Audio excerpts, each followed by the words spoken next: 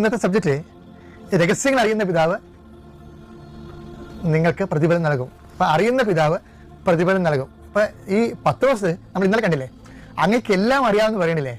അപ്പോൾ ഈ പ്രതിഫലം നൽകുന്നതിൻ്റെ പിന്നിലെല്ലാം നമ്മളെക്കുറിച്ചുള്ള ദൈവത്തിൻ്റെ ഒരു പ്രൈവറ്റ് നോളജ് ഉണ്ട്.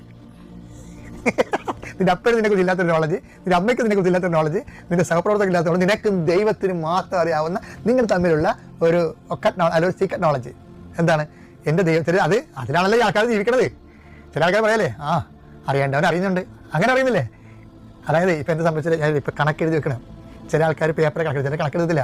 കുടുംബത്തിന് വേണ്ടി അനിയനെ പഠിപ്പിച്ച കാര്യവും, പിന്നെ സ്വന്തം വൈഫിൻ്റെ കെട്ടുതാലി വരെ വിറ്റ് അനിയത്തിക്ക് പെങ്ങൾക്ക് ശ്രീതാൻ കൊടുത്ത കാര്യവും, ഇതൊന്നും അവസാനം വരുമ്പോൾ നമ്മൾ വീട്ടിൽ ഇറങ്ങി കൊടുക്കേണ്ടി വരുമ്പോൾ അപ്പനും അമ്മയും ഓർക്കത്തില്ല, അറിയത്തില്ല. അവർക്കറിയാം, പക്ഷേ അവർ അത് പറയണമെങ്കിൽ മറ്റേ മക്കളുടെ തള്ളിപ്പണ പോലെ ഇരിക്കും, ചേട്ടൻ്റെ കൂടെ നിൽക്കണ പോലെ ഇരിക്കും. അതുകൊണ്ട് ചേട്ടന്മാരാണ് മിക്കവാറും അപ്പന്മാർ തള്ളിക്കളയണത്. എന്നിട്ട് ഇതാണ് അവർ നിൽക്കുന്നത് ഇളയമകൻ്റെ കൂടെ ആയിരിക്കില്ല.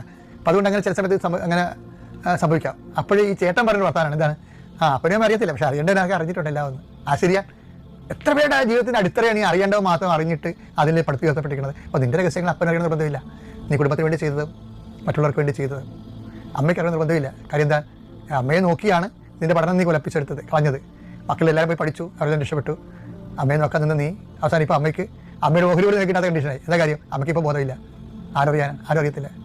അപ്പോഴാണ് നീ പറയണത് എന്താണ്, അമ്മക്ക് പോലും അറിയാൻ പാടില്ല, പക്ഷെ അറിയേണ്ടവൻ അറിയും, രഹസ്യങ്ങൾ അറിയും. ഇതുപോലെ ഇതിൽ പക്ഷേ ഇത് ചെയ്യുമ്പോൾ വെക്കണം ചെയ്യേണ്ടത്, ചെയ്യുന്ന കാര്യങ്ങൾ ആരും അറിഞ്ഞില്ലെങ്കിലും ദൈവത്തെ അറിയിച്ചേക്കണം കേട്ടോ.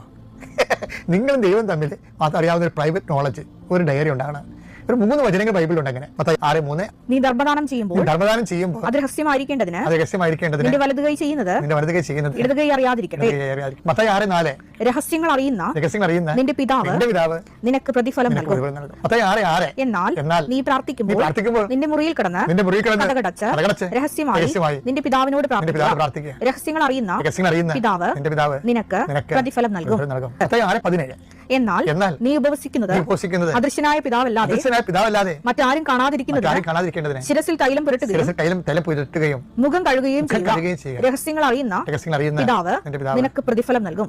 ഇതൊരു കാറ്റഗോറിക്കലായിട്ടുള്ള ബൈബിൾ അപ്രോച്ചാണ്.